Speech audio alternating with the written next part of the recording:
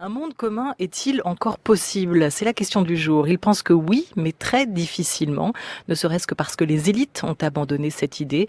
Anthropologue et philosophe des sciences, professeur associé au Media Lab de Sciences Po Paris. Il est notamment l'auteur de Face à Gaïa, 8 conférences sur le nouveau régime climatique. Ce qui le caractérise, un style direct, l'art des rapprochements inattendus, une méthode ethnographique pour un questionnement philosophique. Bruno Latour publie aujourd'hui Où atterrir, comment s'orienter en politique à la découverte, un essai où il poursuit une réflexion entamée de longue date sur les inégalités, les frontières, la mondialisation, la nature et la notion de monde commun.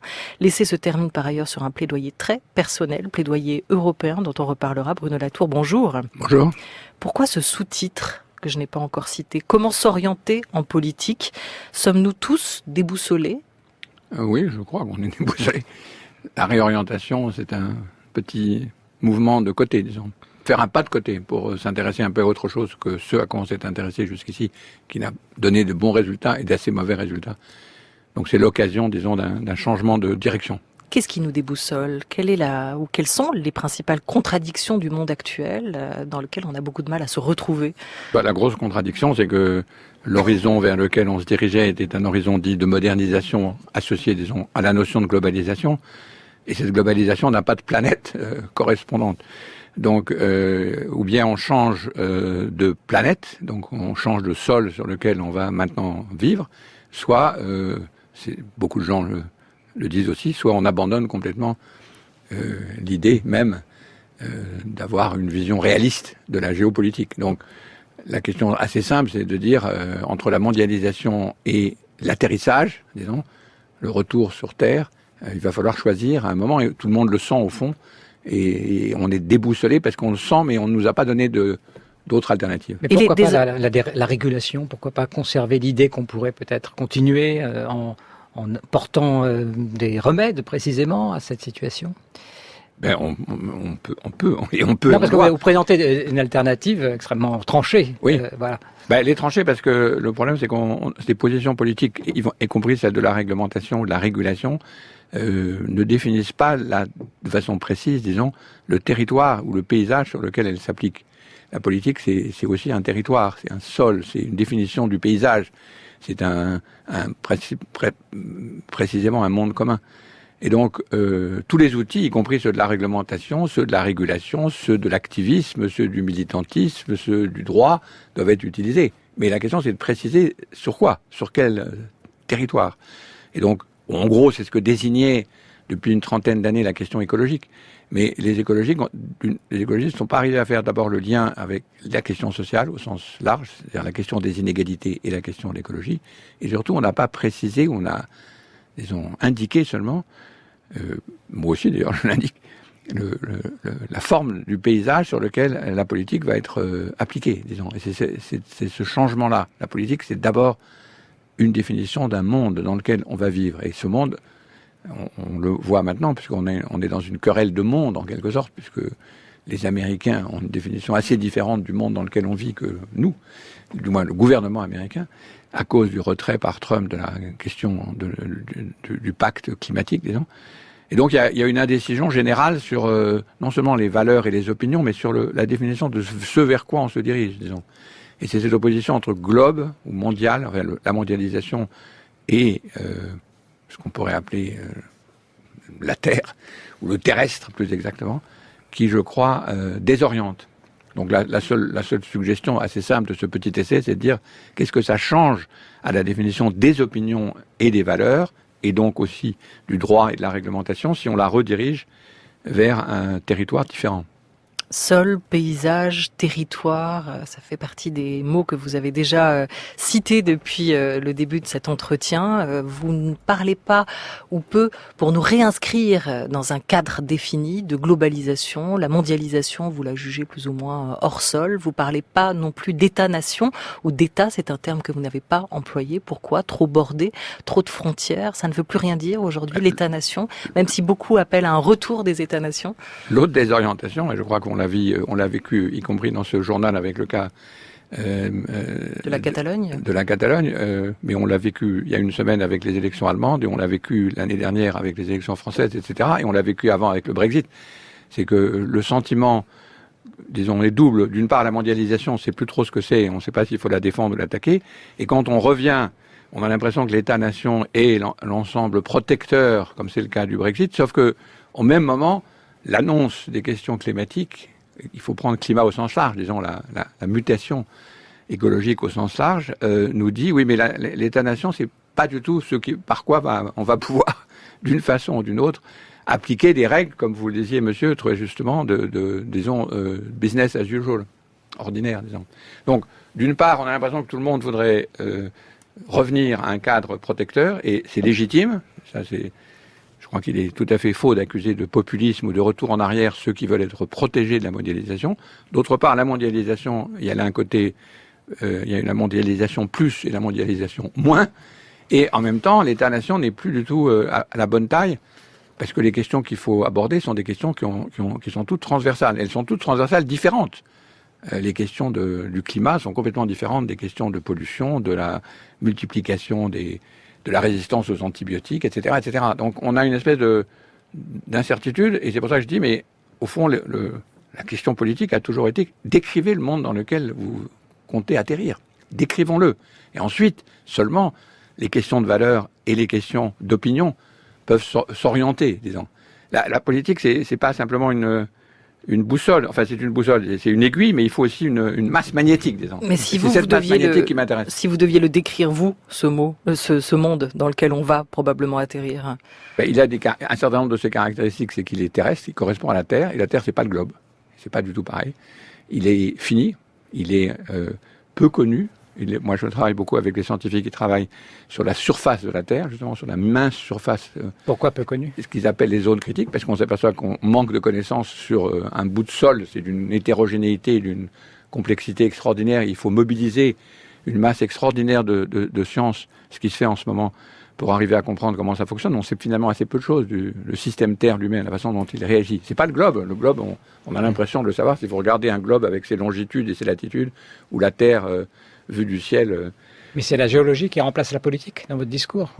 Il y a une géopolitique, oui, Deleuze l'avait dit fort bien. Il y a une géologie de la morale, ils avaient dit Deleuze et Guattari, et c'est de plus en plus juste. De toute façon, à l'époque de l'Anthropocène, on ne peut pas faire beaucoup de différence entre les questions géologiques, les questions historiques et les questions d'inégalité, elles sont liées. Il y a quelque chose qui échappe quand même peut-être a priori comme ça dans votre propos, c'est que vous nous expliquez que la mondialisation n'est plus un espace, finalement, plutôt est partie dans une espèce d'abstraction qui n'a plus de concrétude sur laquelle se poser, sur laquelle on pourrait se poser. D'un autre côté, le repli national n'est pas une solution, donc il y a quelque chose d'intermédiaire, mais qui n'est pas forcément, qui n'est pas sur la surface du globe, mais qui est sur la surface terrestre. Je ne peux pas être plus clair que ce que vous êtes. Ce que vous dites est admirable, c'est exactement ça. Oui. Le problème, c'est que c'est pas mais cette surface terrestre, politiquement, c'est quoi cette surface terrestre ? Justement, c'est ça l'intérêt, c'est que c'est celle qui est découverte aussi bien par les gens qui font de la permaculture, après avoir vu le film Demain, que par les scientifiques que j'étudie, qui appellent ça zone critique,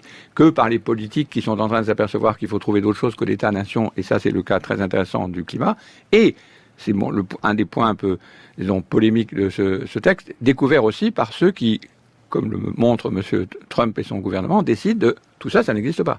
Nous ne sommes pas tenus à cette accroche dans cette terre-là. Et l'intérêt de Trump et du retrait j'appelle un pacte, mais de l'accord de Paris, c'est qu'il montre très bien en négatif que ces questions que vous posez sont des questions géopolitiques. Si on est désorienté, c'est qu'on ne sait pas comment les définir. On était dans un horizon, précisément, la modernisation n'a jamais précisément défini sur quoi on atterrissait. Puisqu'il nous faudrait 5 terres pour atterrir, d'après la modernisation. Donc vous voyez, c'est quand même un peu embêtant. Si on revient en arrière sur des terres qui n'existent plus. C'est quoi la Pologne ancienne? C'est quoi la France du Front National? C'est quoi l'Italie de la Ligue du Nord? C'est des terres qui n'ont plus d'existence. Donc, mais en même temps, qui ont l'impression de donner une protection. Donc, vous avez résumé parfaitement mon problème. Et c'est pas un intermédiaire, il faut faire un pas de côté. Et ce pas de côté, c'est d'accepter, de comprendre enfin ce que disent les écologistes depuis 200 ans pour certains ou 50 ans pour d'autres. Le globe et la Terre, c'est pas pareil. Et les questions de sol et les questions d'appartenance au sol, au territoire, etc., c'est pas des questions réac, c'est des questions fondamentales. Et si on n'entend pas ce que les gens disent quand ils disent qu'ils veulent être protégés, qu'ils veulent appartenir à un sol, qu'ils veulent défendre leur métier, qu'ils ne veulent plus être emportés par le grand dehors de la mondialisation, on n'arrivera jamais à les convaincre d'éviter, disons, ce retour. Ça, c'est un peu... Et vous interpellez directement les tenants de cette modernisation, les partisans de cette mondialisation dans cet ouvrage, Bruno Latour, Où atterrir, comment s'orienter en politique. Vous écrivez, et c'est là que les élites qui ont tant profité des mondialisations, plus autant que moins, ont tant de peine à comprendre ce qui affole ceux qui veulent être tenus, protégés, assurés, rassurés par leur province, leur tradition, leur sol ou leur identité. Ils les accusent alors de céder aux sirènes du populisme. Refuser la modernisation, c'est peut-être un réflexe de peur, un manque d'ambition, une paresse native, oui, mais comme Karl Polanyi l'a bien vu, la société a toujours raison de se défendre contre les attaques. Refuser la modernisation, c'est aussi résister courageusement en refusant de troquer sa province pour une autre, Wall Street, Pékin ou Bruxelles, encore plus étroite et surtout infiniment éloignée et par conséquent beaucoup plus indifférente aux intérêts locaux. Est-ce possible de faire entendre à ceux qu'enthousiasment encore la mondialisation moins, qu'il est normal, qu'il est juste, qu'il est indispensable de vouloir conserver, maintenir, assurer l'appartenance à une terre, un lieu, un sol, une communauté, un espace, un milieu, un mode de vie, un métier, un savoir-faire. Bruno Latour, c'est désorienté, c'est déboussolé. Est-ce que ce sont eux ou est-ce que c'est nous, eux, ces classes dirigeantes qui ne prétendent plus diriger mais se mettre à l'abri hors du monde, tel que vous les décrivez, ou nous, rendus fous par l'absence d'un monde commun à partager, tel que vous nous présentez? Je pense que c'est un peu joint. Mon hypothèse, mais là c'est une hypothèse pour laquelle je n'ai pas de preuve, hein, c'est une prédiction. C'est intuitif. Une prédiction, une prophétie, disons. C'est de dire que le sentiment, au fond, la mondialisation, ça allait très bien quand on était dans le mouvement de modernisation. On sacrifiait beaucoup de choses, mais on avançait parce qu'on avait l'impression qu'on nous l'avait promise et que ça allait venir. Mais à partir du moment où on a commencé à sentir que, et c'est là où le lien entre question écologique et question des inégalités est pour moi fondamental, l'explosion, les dates sont pas exactement les mêmes. Il y a mes collègues historiens me critiquent avec raison en disant mais c'est pas forcément exactement toujours 90, 80, il y a des petites disputes. Mais enfin, en gros, l'explosion des inégalités et le déni climatique, c'est le même phénomène. C'est ce moment où là je fais une hypothèse. Oui, mais c'est concomitant, mais c'est pas forcément le même phénomène. Oui, mais là c'est le je même rajoute phénomène. une hypothèse, c'est-à-dire de dire, on s'est aperçu qu'au fond, on pouvait balancer toutes les questions de solidarité et les idéaux du monde commun parce que on ne pouvait pas partager le rêve, disons, de modernisation avec tout le monde. À partir du moment où on s'aperçoit qu'il faut 5 terres pour pouvoir continuer à vivre de la façon dont on vit, qu'est-ce qu'on fait? Si vous appartenez vous-même à ce monde, disons, simplifions, des riches, des ultra-riches, la solution est de dire, gardons nos privilèges de façon maximale, quitte à augmenter considérablement les inégalités, et c'est là où je rajoute ce lien, ajoutons de façon systématique, pendant une 30aine d'années, la question du déni de la gravité de la situation, déni dans lequel on est toujours. Hein. Il y a toujours des millions qui sont investis chaque jour, chaque année, des milliards chaque année, à la question du déni de la question climatique, y compris en France. Donc, je pense que c'est pour donner... C'est pas un peu complotiste que vous nous dites là? Bah, ça pourrait y ressembler, mais malheureusement, les livres s'accumulent. C'est le fait que, comme souvent, les complots, c'est parfois vrai, les complots.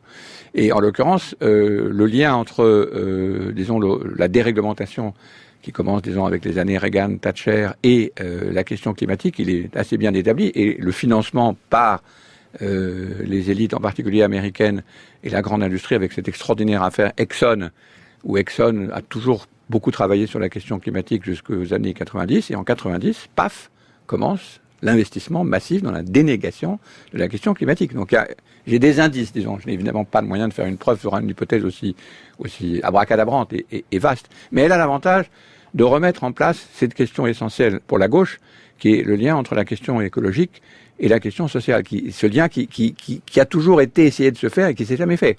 Malgré le livre de Laudier, fort intéressant sur l'histoire de l'histoire écologique finalement de la gauche, ce lien s'est pas fait. Et donc, la question maintenant, c'est d'arriver à refaire le lien. Et pour ça, c'est pas un lien intellectuel ou un lien simplement de réglementation ou d'économie, c'est un lien d'écrire le territoire sur lequel... Qu'est-ce que vous attendez du territoire sur lequel nous allons atterrir en commun? Et c'est ça le monde commun que vous posiez, madame, la question. C'est le monde commun, il faut pouvoir le décrire. Et on ne sait pas quel est ce monde commun. Parce que celui de la mondialisation, il était finalement très vague. Ça marche pas. Mais vous parlez de prédiction, voire de politique fiction dans cet essai, Bruno Latour. Vous allez un peu dans le même sens que la journaliste militante Naomi Klein, qui échafaude un peu des scénarios ou des hypothèses similaires aux vôtres. Elle y voit vraiment un calcul, une stratégie du choc, pour reprendre le titre de son précédent essai. Dans Tout peut changer, le dernier, elle poursuit sa réflexion qu'elle a entamée dans la stratégie du choc et elle met en avant ce choc frontal existant entre l'urgence climatique et l'idéologie des élites. Pour elle, chaque nouveau choc ou crise liée au changement climatique sont exploités pour renforcer les inégalités en réduisant le secteur public. Elle y voit aussi un tout petit noyau de gagnants très riches et une grande masse de perdants. Vous estimez que les classes dirigeantes mondialisées ont décidé d'abandonner cette question de la solidarité pour se protéger quelque part, qu'elles ont renoncé en tout cas à l'idée d'une communauté de destin qui nous protégerait tous? Je suis comme Klein les mêmes faits, c'est-à-dire ceux qu'on a tous les jours en lisant le New York Times. Le ministre de l'Éducation, de l'Environnement américain, finalement, le gouvernement ne sait pas trop ce qu'il veut, mais il y a une chose qu'il veut, c'est dénier systématiquement la question climatique, couper les crédits et, ce qui est intéressant, aussi limiter les connaissances que nous avons sur ces questions en interrompant des séries de données, des satellites, etc. Donc il y a bien un obscurantisme, et là, ça ressemble à une théorie du complot, mais ce complot, il a lieu tous les jours au ministère de l'Environnement américain. Ne pas savoir est maintenant actif. Et il y a eu beaucoup de travaux maintenant sur cette production active d'ignorance. Cette production active d'ignorance, elle n'a pas beaucoup de sens si vous y réfléchissez une seconde. Même si vous êtes un conservateur libéral assez classique, le fait de vous dire vous allez perdre les ressources dans quelques années et que vous dites ces ressources, ça ne nous concerne pas, c'est pas du tout logique. Il faut une raison extraordinairement puissante. Et cette raison puissante, je la scénarise par cette hypothèse fiction, c'est de dire, tirez-vous les gars, ça ne nous concerne pas. Nous allons nous en tirer. Et j'ai dit ça le jour où j'ai vu M. Trump devant le Rose Garden dire, nous nous retirons de l'accord de Paris. Ce qui veut dire, allez vous faire, enfin je peux pas dire ça à la radio, mais voir ailleurs. Merci. Allez vous voir ailleurs. Et votre affaire de monde n'est pas le même monde que celui dans lequel on est. Nous, nous les Américains, on n'a pas de problème climatique. Nous, on n'a pas de limite. Nous continuons à développer le charbon, années 50. Donc, ce qui est très beau et très intéressant et très positif dans cette situation, c'est que ça redonne enfin la question climatique au centre de la géopolitique.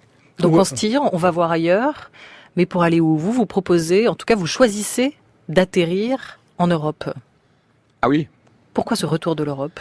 Chacun doit faire son petit travail de dire où est-ce que vous atterrissez. Moi, j'ai commencé en disant où est-ce que j'atterris ? En Europe. Quelle est la description du monde dans lequel, quels sont les alliés et les opposants avec lesquels je veux vivre ? Où est-ce qu'il y a une expérience où la question du dépassement de la nation, avec toutes les difficultés que ça présente, a été fait et qui donc permet de commencer à capter quelque chose comme ce qu'il faudrait faire au moment où les contraintes écologiques vont se durcir. Ça me paraît... Mais moi, j'ai juste commencé. C'est un peu un contre-pied, parce que là, vous nous proposez d'aller où, à Bruxelles ou dans les institutions européennes pour essayer de trouver une solution. Les institutions européennes, c'est vous qui m'avez parlé de réglementation, là, vous devez être content, parce que voilà une belle réglementation. Mais l'Europe, c'est pas Bruxelles, que je sache. Ah bah, je sais pas, non. C'est pas l'EU, c'est aussi l'EU. Non, vous parlez pas de l'Europe en tant qu'institution, vous parlez de l'Europe en tant que continent. Aussi, je ne sépare pas plus qu'un Français séparera l'institution de l'État du terrain État. Mais l'Europe, c'est pas que Bruxelles. Ça, c'est une espèce de fantasme qui s'est imposé dans les années précédentes, qui réduit l'Europe à Bruxelles. C'est-à-dire qu'on n'attendait pas, après votre discours sur les puissances, sur la manière dont les intérêts sont gérés de façon mondiale, etc., que vous nous disiez, voilà, ce qu'il faut, c'est revenir en Europe, parce que là, en Europe, on a une vraie vision. Oui, mais non, vraie vision, là, c'est un peu exagéré. Non, je dirais pas vraie vision. Je dis, c'est l'expérience, l'argument général à la fin, et c'est là où un peu différent de celui de Klein, c'est de dire refaisons les cahiers de doléances. Donc c'est quelque chose de tout à fait modeste, c'est de dire décrivons un tout petit peu le monde physiquement, matériellement, dans lequel on prétend qu'on va vivre, et quels sont nos amis et quels sont nos opposants. Et après ça, je dis, voilà, c'est très bien de dire ça, mais il faut commencer par quelqu'un. Et l'auteur d'une hypothèse aussi abracadabrante que c'est là, il doit commencer par lui-même et dire, où est-ce qu'on est ? Mais vous appelez quand même à redéfinir un peu l'Europe. Mais quelle Europe écrivez-vous ? Qui est européen ? Comment associer le beau mot de terrain de vie sur ce machin bureaucratique et sans âme ? C'est vous qui le dites là. Il se pose les questions. L'Europe, c'est beaucoup plus que la construction de l'EU. Et en même temps, on ne peut pas séparer les inventions administratives et institutionnelles de l'EU. À force de les mépriser, on oublie que ces inventions institutionnelles, ça correspond exactement à ce que vous disiez tout à l'heure par les inventions de réglementation propres à la construction de ces existences communes. Et chacun doit définir le monde dans lequel il va avoir comme alternative à la globalisation. Vous dites que chacun doit définir, parce que où atterrir, on est tous quand même dans le même avion. Est-ce qu'il y a un pilote dans l'avion? Non. Est-ce que vous avez l'air de discréditer tous les pilotes étatiques, en tout cas? Ils sont partis, mais ils sont juste partis. Donc on atterrit, mais donc chacun doit atterrir. C'est ça que vous dites. C'est un projet aussi individuel, enfin personnel. Personnel, non, je crois qu'il faut déagréger. J'ai pas de bon mot pour ça. Il est ni personnel ni étatique. Il est ce que font les activistes dans le temps normal, ce que font les sociologues et les sciences sociales et ce que font les sciences exactes, c'est-à-dire de décrire avec le plus grande de précision possible les paysages pratiques dans lesquels se déploie leur activité. C'est quand même un truc assez simple. Est-ce que c'est individuel? Ça dépend. Les cahiers de doléances, c'était pas individuel. Vous pouvez donner un exemple, par exemple, décrire votre paysage à vous, par exemple. Si vous prenez, moi, je ne sais pas, la filière viande va vous amener dans des tas d'endroits où vous allez avoir simultanément des gens qui veulent la diminuer au point de se passer des animaux, avec la question animale qui va devenir centrale. Et la description de cette controverse, c'est pas je suis individuel, excusez-moi, comme utilisateur ou comme provisoirement mangeur de viande, mais je suis aussi un monde de collègues qui vont des fermiers aux abattoirs, eux-mêmes attaqués actuellement. Et la question, c'est est-ce que ce monde-là, en suivant le fil viande, est descriptible? Est-ce que dans ce monde descriptible, on va pouvoir commencer à distinguer les amis et les ennemis, pour le dire, refaire de la politique avec cet instrument-là?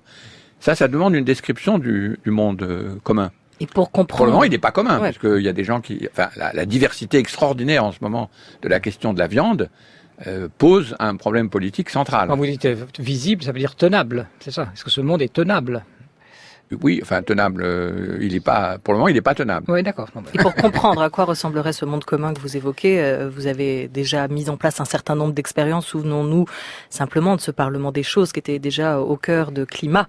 Le théâtre des négociations, un projet que vous aviez mené à plusieurs pendant la COP21 sous une forme théâtrale à la croisée de l'histoire des sciences et de la politique, avec notamment Frédéric Haït-Toiti et 200 étudiants du monde entier qui s'étaient réunis au théâtre Nanterre Amandier pour rejouer la COP21, réinventer des conférences sur le climat et donner la parole surtout, non plus seulement aux États-nations, mais aussi aux villes, aux océans, à l'atmosphère ou encore aux peuples autochtones. Il y avait cette idée de créer cette vaste agora où chacun aurait la parole et chacun pourrait tenter par ses mots et son expérience, son vécu, de définir à quoi pourrait ressembler ce monde commun. France Culture, notre invité, Bruno Latour, il est 13h20.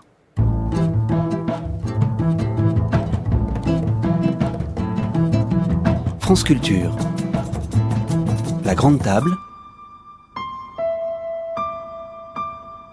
Olivia Gesbert. Bruno Latour, anthropologue, philosophe, professeur émérite à Sciences Po Paris. Vous publiez aujourd'hui « Où atterrir? Comment s'orienter en politique ?» un essai qui paraît cette semaine à La Découverte. Vos travaux, Bruno Latour, jouissent d'une reconnaissance à l'international. Vous donnez des conférences un peu partout.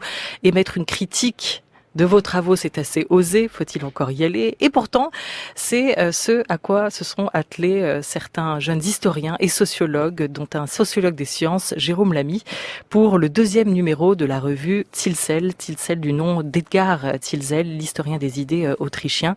Il a écrit un article intitulé « Les compulsions de Noé. Que peut encore Bruno Latour pour les sciences sociales ?» Un article critique au lendemain de votre précédent ouvrage, Face à Gaïa, 8 conférences sur le nouveau régime climatique. Chloé Leblond lui a posé quelques questions et à la fin, vous allez voir, c'est lui, Jérôme Lamy, qui vous pose une question à vous, Bruno Latour. Le principal problème, à mon avis, c'est qu'il avance une sorte de théologie écologique qui ne dit pas son nom, qui n'est pas objectivée et qui pourtant est disséminée tout le long du livre. Et c'est un problème pour les sciences sociales, parce que un des fondements, on va dire, de la pratique scientifique, c'est de faire une distinction entre ce qui relève de la vérité révélée, ça c'est le domaine du théologique, et ce qui relève de la vérité qu'on essaye d'approcher petit à petit par un ensemble de méthodes, de recherches, de questionnements épistémologiques, et on ne peut pas mettre les deux sur le même plan. Alors en fait, c'est toujours intéressant d'avoir soulevé la question des dégâts climatiques, des dégâts environnementaux qui sont ceux que connaissent la planète et l'humanité aujourd'hui. C'est toujours stimulant. Le problème, c'est que dans son livre, on voit qu'il en appelle à une sorte de ce que les théologiens appellent un panenthéisme. Le panenthéisme, c'est l'idée, pour dépasser le dualisme entre Dieu et la nature, que en fait Dieu est dans l'univers et l'univers est en Dieu. Ça, c'était une doctrine d'un saint orthodoxe du Moyen-Âge qui s'appelait Grégoire Palamas, et on retrouve ça dans le livre de Bruno Latour. Et donc là on atteint très vite une limite, c'est-à-dire qu'à un moment donné, quand vous avez finalement la mise en équivalence de la science et de la religion, d'une part, et d'autre part le recours à ce panenthéisme, cette idée que finalement il y a une espèce d'inclusion de Dieu dans la nature, très vite vous vous affrontez à des problèmes très concrets et finalement très politiques, c'est-à-dire que du coup vous évacuez aussi la question des dominations, la question par exemple du rôle du capitalisme, qui n'est pas abordé dans Face à Gaïa de manière spectaculaire, alors que c'est un problème quand même assez majeur, des dégâts environnementaux et de ses suites dans le réchauffement climatique, et c'est quelque chose qui n'est pas abordé. Or, il veut refonder... La vision n'est pas assez globale ? La réflexion est globale, mais elle est globale du point de vue de la théologie. Elle va pas prendre en compte un certain nombre de facteurs autres, et notamment politiques. L'idée de Latour, ça a toujours été de dire là où il faut tenir compte des humains et des non-humains. Science et politique, c'est pas un affrontement. Vous avez des acteurs, réseaux qui lient les choses entre elles et qui font qu'il n'y a pas d'opposition ou qu'il n'y a pas de séparation. Pour lui, il n'y a pas d'autonomie de la science, ou d'autonomie relative évidemment de la science. Pour lui, il n'y a pas d'autonomie du politique et de l'action politique par rapport à la science. Et du coup, à force de rendre ces choses-là confuses, on en vient à un discours qui est extrêmement louvoyant, et finalement qui perd toute efficacité du point de vue des sciences sociales, de décrire le monde tel qu'il est, de décrire éventuellement des mécanismes sociaux, historiques, etc., qui permettraient d'expliquer les causes de notre inaction face au réchauffement climatique.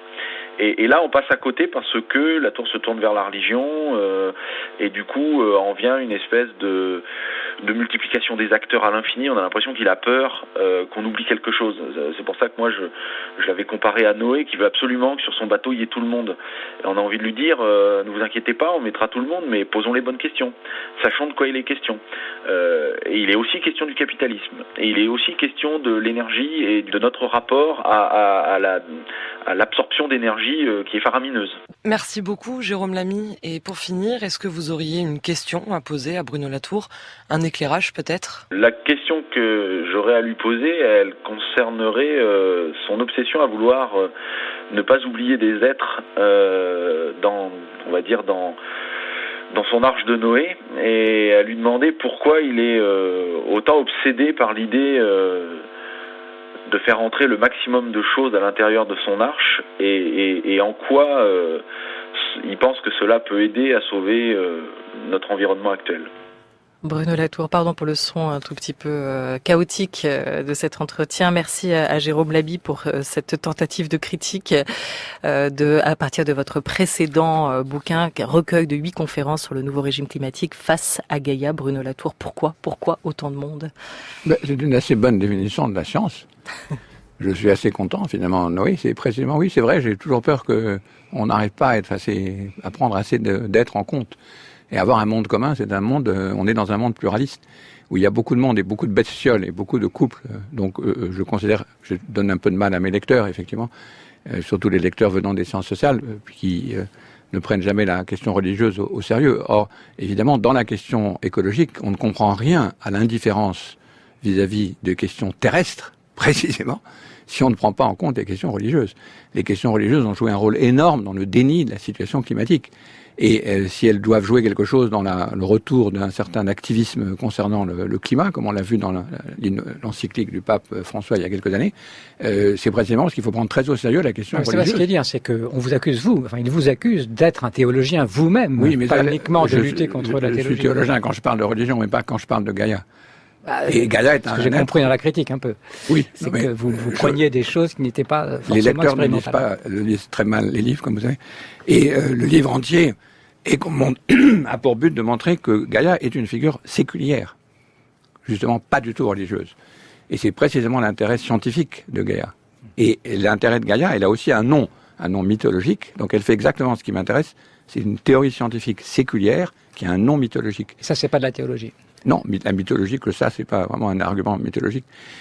Théologique. Et la théologie, si on la considère, je travaille beaucoup aussi avec des théologiens pour d'autres sujets, mais l'inintérêt pour la question écologique est majeur chez eux. Donc, je veux dire, c'est tout à fait nouveau qu'ils s'y intéressent, et c'est depuis cette encyclique du pape. Donc, le fait que les gens lisent mal les livres, ça c'est évident. Mais la question essentielle, c'est celle de Noé, me paraît une très bonne définition du projet de faire un monde commun. Un monde commun, c'est précisément pas commencer à dire la religion est out. Les questions sont cette question, on ne considérera pas. La différence entre les sciences sociales et moi, c'est vrai depuis le début, c'est que les sciences sociales considèrent qu'elles savent la liste des êtres qui composent le monde, moi pas. Donc c'est une vraie différence. Pour moi, je considère que la science est plutôt de mon côté. Mais je laisse les lecteurs se plonger dans leurs ambiguïtés diverses en me lisant. Merci pour cette mise au point. Un auteur ne peut pas grand-chose pour ses lecteurs. La question méritait d'être posée. C'est aussi intéressant de discuter vos thèses, Bruno Latour. Ça me va très bien. Et surtout, je rappelle quand même que Noé, c'est aussi le déluge. Et si Gaïa vous appelle et vous demande « Allô Bruno Latour, où atterrir ?» vous lui répondez quoi? Je fais mon petit schéma, je montre l'endroit où on va espérer. Vous allez envoyer un corbeau puis une colombe aussi pour voir si les eaux sont tombées, pour savoir où sortir de l'arche, Bruno Latour. Merci beaucoup Bruno Latour. Où atterrir? Comment s'orienter en politique? Votre essai paraît cette semaine à La Découverte.